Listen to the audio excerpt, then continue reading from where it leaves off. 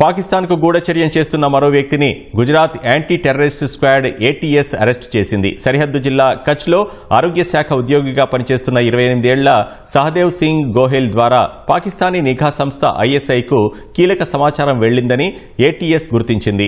2023లో సామాజిక మాధ్యమాల ద్వారా అదితి భరద్వాజ్ అనే యువతి సహదేవ్కు పరిచయమైంది. తర్వాత స్నేహం పెంచుకుని కీలక సమాచారాన్ని సేకరించింది.